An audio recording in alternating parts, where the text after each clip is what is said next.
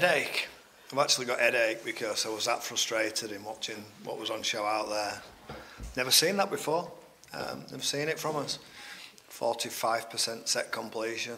I think Sheffield were at 55. Probably a knock-on effect from the tough games that we've had in Easter and just a culmination of things. Training, been brilliant. Had a really good week's practice. Dressing rooms had a really good feel. And then we dished that up. It was a bit of a scrumathon, wasn't it, out there? I lost count the number of scrums that took place during the game. Scrums and advantage plays. It was very much that type of game, really. But my assistant coach was saying, well, at least it's 2 points, which is important at this stage of the year. Now we've got to get going again, and we've got to improve on what we did there, because we didn't respect the ball at all. I thought we overplayed at times and weren't patient enough. They're a good team, they're a good attacking team, and they throw some stuff at you, and if you open the door, they'll come through it. And I thought we did that in I thought we looked anxious. I thought we looked anxious second half, and just were waiting for the hoots to go. There was a dangerous period when the scores got within a China goal, and Sheffield got within a China goal, the Featherstone Rovers. Was it a matter of just grinding it out, that win today then? I think things just didn't click for us. You know, at 18-2, at half-time, coming down the hill with the players that we'd got on the bench, and I think everybody expected it just to happen, but in rugby league it just doesn't happen. You've got to earn the right to play, and I didn't think we were patient enough. I thought there were some poor decisions with the ball, some poor offloads, some really good stuff as well. Made a lot of opportunities and created a lot of chances, and then knocked on or made crazy passes, and it was just one of those games where we couldn't help ourselves. We just couldn't stop doing what we were doing, no matter how many messages, no matter how many rants were sent on from me, dragging players to sidelines. It was just, we can't help ourselves today, sorry. And it felt like that. And Simon Brown caused quite a lot of problems from the kick-offs as well, so as soon as Featherstone put some points on the board, Sheffield were getting possession back from the kick-off, weren't they? Yeah, they were almost undefendable. There were spirals, there was bouncing balls, there's a ball that flipped up and gone 20 foot in the air, and no one could have defended that. We brought full-backs up, we adjusted people as well, but you know, the positive side is that they were kicking off, and they had to kick off because of obviously the scores that we put on them. But you know, the focus needs to be that we've been in really good nick for a long time now. I think it's 11 wins out of 14 this season with this team. Plus you look at the friendly games where we've won 5 out of 6 just getting beat by Leeds Rhino. So we're not a bad little team, but I'm personally about performance, and today's performance wasn't good enough, and we need to address what happened out there. And like we've acknowledged, it wasn't pretty, was it? But the 2 points are there, and then going forward to Rochdale away next week, they were a team went down here under bad conditions. They caused Featherstone problems and got that win. It's about getting revenge, is it, next week at Scotland? It's about playing better.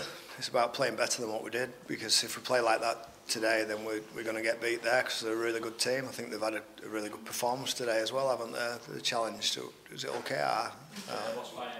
Yeah, so they're a good team. We know they are, and we know that we need to be better. But it might be a blip. But we'll address a couple of things that clearly can be fixed up.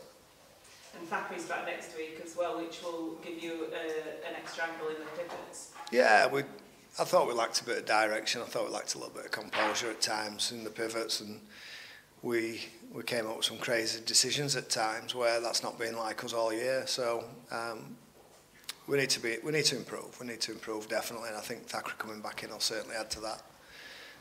How do you think the Leeds players went for you today? I thought they were all good. I thought that Walters were a threat on our left side. Oleski, when he came on, was an handful. Orman Royd again punched into him, made good meters. Baldwinson was workmanlike. Corey probably didn't have the game that he wanted today, but it was never going to be that way, because it was always a lot of pressure that was on him, and father against son is a unique situation for him to be in, and now he's done it. It's probably the first time that's happened in his career, and it may well happen again, and I think he'll know what's coming next time. Thoughts on the game? I don't know what the fans feel like, but I won't be paying money to watch that sort of standard of rugby, and I thought the teams were pretty had a dig. So that wasn't the problem. Was it a frustrating game as a coach to watch? It was the most frustrating game of the year. In fact, the last so many years, because somebody were in the road, wasn't there? And they had a different coloured shirt on to everybody else. So, I think it was a disgrace.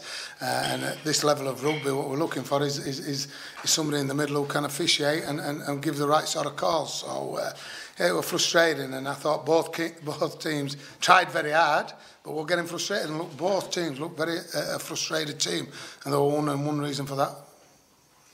Was it a game for kickers today? Not particularly, was it? Because the wind was pretty tough, the wind and that. But it was about completion, and we lost us composure. You know, we had a chance, I thought, towards the end, with 10, 11 minutes to go to sneak it, and all we needed to do was complete. But as we have his brain explosions, and we want to throw the ball anywhere and everywhere, and we come up empty. And that's the things that we've got to learn as a team, is that. We've got to compete to complete, you know, and give ourselves a chance. So, you know, we'll go away, have a look at it, build ourselves up. We've got a massive game against Bradford next week, but you know, the league speaks for itself. Where Featherstone are and where we are, they're better than us at this moment in time. 16-2 down at half time. What was the message to the players? I can't repeat that. I wasn't very happy at half time because there was a plan, and in fact, I don't think I was happy in second half. There was a plan that we asked them to deliver. We didn't deliver it, so there was held accountable. And at half time, we said a few home truths, and I got a bit of a response, you know. And that was the thing, is we got a bit of a response in that second half. We never give in. We've got plenty of effort. We're still building to where we want to get to, and we're certainly a different team to where we were probably 6 weeks ago, you know. But you know, we're disappointed because I thought we could have won that. And I believed that before the game, that we could win, and we needed to give ourselves a chance, and we didn't quite give ourselves a chance today. How was it coaching against Corey? Oh? Oh, we've had a bit of banter. Look, I mean, my missus will be going crazy. She'll be happy now because he's got. I said, Menzies going to get you, but he nearly did once, didn't he? Short outline. Oh, look, he's a great kid, and you know, you're lucky. You know, you've got him, and we wish we had him, but. It's not to be. We had a bit of friendly banter this week. I was trying to wake him up in the middle of the night last night. I want to have a party, tried pins in the bed and all that, but it didn't work. We had a bit of banter, but you know, it's about his development and his career. But was it difficult? No, because I think everybody thought that we'd spot him up.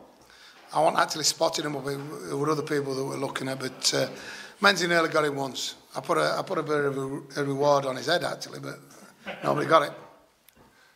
You've got Bradford next. They had a heavy defeat at Toulouse, didn't they, yesterday? So are you feeling quite confident going into that game? Yeah, you know, we've been good for the last month or 6 weeks. You know, coming into this game, we'd won 4 out of 5. The only one we'd lost was Bradford at their place, and I'm still smarting with that because we've been good, and then that game we wasn't, and the pumped us, to be fair. You know, they give us a bit of a lesson, and that were about enthusiasm. But we've come a little bit further, so we're ready for them. And as I've just said to the guys, if we can't get confidence out of today, and Featherstone in the top 2, you know, top 3, then we're kidding ourselves. So we've got to go there with confidence, and we're at home, so we're at Wakefield. I shouldn't say home, should I? We're at Wakefield, which is home at the moment.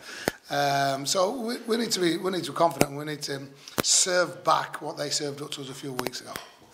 Mark, I know you've got a lot of respect for the players on your side, but even without Michael Knowles, 6 of Featherstone starting, 13 used to play.